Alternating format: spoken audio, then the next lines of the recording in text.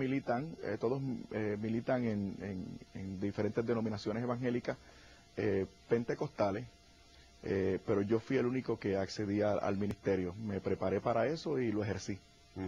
¿Y prepararse para el ministerio qué significa, Fernando? ¿Cuántos años de estudio, de seminario? ¿Cómo se prepara? Bueno, fui agraciado porque en mi época pertenecía a una denominación pentecostal que creía que los que aspiraran al ministerio debían prepararse. Así que ellos proveían un sistema combinado con el seminario nuestro en Cleveland, Tennessee, y mediante un sistema de consorcio y combinado con el seminario nuestro en Puerto Rico, proveían el bachillerato y la maestría. Y lo que una vez completábamos la primera secuencia de estudio al bachillerato, se nos otorgaba, si aplicaba, la credencial de exhortador y luego licenciado ordenado. Entonces, digamos, toda tu formación pedagógica se realiza entre el seminario y tus estudios normales. Sí, una vez salgo de la universidad secular, como decíamos, entonces entramos al colegio bíblico, comenzamos el periodo de bachillerato y después entonces la maestría en Estados Unidos, en Cleveland, Tennessee. ¿Y a qué edad es que te ordenan pastor? Yo recibí mis primeras credenciales a los 32 años. ¿Así le llaman, recibir las credenciales? Sí, recibí las credenciales, correcto. Ajá. Es una iglesia evangélica libre que trata de no utilizar la nomenclatura más formal, más antigua de las iglesias protestantes históricas y también de la iglesia católica. Entonces, en vez de ordenación, en primera instancia, hablan de recibir credenciales. La ordenación entonces sería el último paso. Pero ya con las primeras credenciales ya uno puede ejercer el ministerio totalmente, casar, bautizar, pastor, sí, sin ningún problema. ¿Y a qué edad que recibe las credenciales tú? A los 32 años. Muy joven. Sí, muy.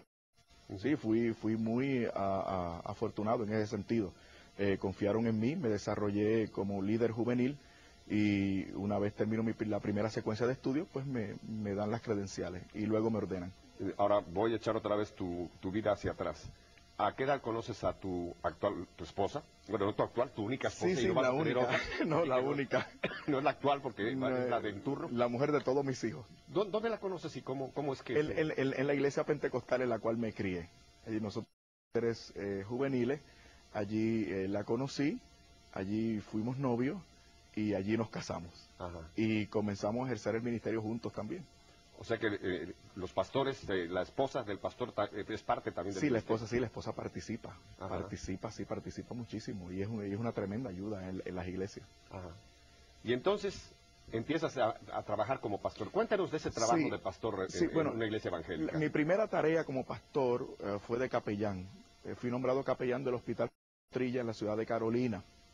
Allí don Pepe, ejerciendo mi ministerio como pastor y capellán, comienza la crisis que eventualmente me condujo a la comunión plena de esta iglesia, gracias a Dios. Allí trataba de llegar a mi feligresía, mostrándole lo que yo entendía era la verdad que estaba en la Biblia, la verdad que me había enseñado mi denominación, que había aprendido en el seminario. Pero don Pepe comenzó a darme cuenta de que mi oferta religiosa era una entre otras, y que habían otros hermanos muy bien intencionados y otros ministros de otras denominaciones evangélicas y de sectas también, y de otras religiones que tenían interpretaciones diferentes a la mía. Y eso confundía a la gente que yo quería servir, que yo quería formar, pastorear, correcto.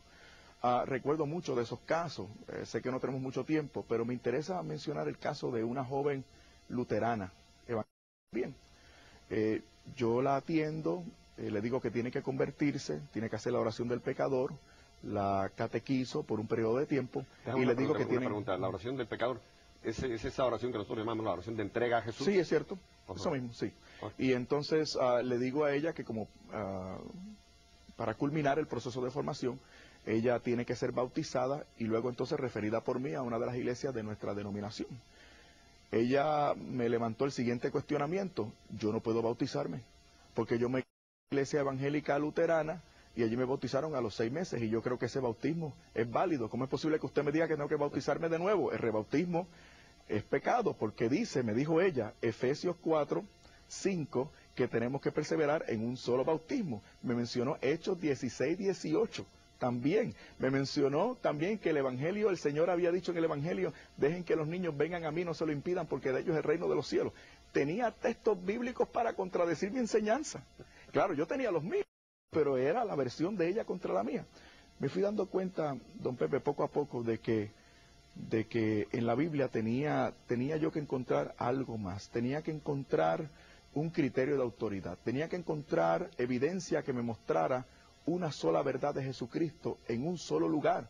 Porque ya había visto en los capítulos 14, 15 y 16 de San Juan que el Señor, antes de irse, dijo que iba a enviar su Espíritu Santo, que era el Espíritu de la verdad, y que ese Espíritu Santo, el acompañante, el Paráclito, mostrara a ellos la verdad completa. ¿Qué era la realidad que yo estaba viendo, que yo estaba experimentando? El mundo de las sectas, el mundo de las denominaciones, un montón de grupos, que ahora van por 30.000 en este país, un montón de grupos que... Espérame, ese número me levantaste los pelos. ¿Sabes? Sí, dice la... 30.000 iglesias. Sí, en este momento, don Pepe, las últimas estadísticas, hay poco más de 30.000 denominaciones cristianas. Solamente en Estados Unidos. Solamente en Estados Unidos. Se crean 5 nuevas iglesias en los Estados Unidos, todas las semanas. 5 nuevas iglesias todas las semanas. Entonces, a mí... Una iglesia que salió de otra iglesia, que salió de otra iglesia, que salió de otra iglesia. Correcto, pero la cosa es que todas dicen estar inspiradas por el Espíritu Santo y todas arguyen fundamentarse en una misma Biblia, en una sola Biblia. Entonces, ¿dónde está el espíritu de verdad? El espíritu que conducía a la verdad completa. ¿Dónde está eso? Porque tenía que haber una sola iglesia. San Juan, versículo 16. El Señor dijo, yo llamaré otras ovejas que no son de este rebaño, nosotros los no judíos. De manera que habrá un solo redil con un solo rebaño. Y yo comencé a cuestionarme en ese momento dado, bueno, ¿dónde está ese único redil? Que necesariamente ha tenido que ser el mismo por los pasados 2000 años. ¿Y dónde está ese espíritu de verdad que muestra, dirige, enseña una sola verdad de Jesucristo? ¿Dónde está? Y comencé entonces mi búsqueda a través de la Escritura y la oración. ¿Cuántos años ejerciste como pastor? 10 años. 10 años. Y dentro de ese periodo es que entra esta crisis tuya de ¿dónde está la verdad? Sí, don Pepe, yo soy un hombre y yo soy imperfecto y soy pecador. Pero si algo... Somos el mismo club.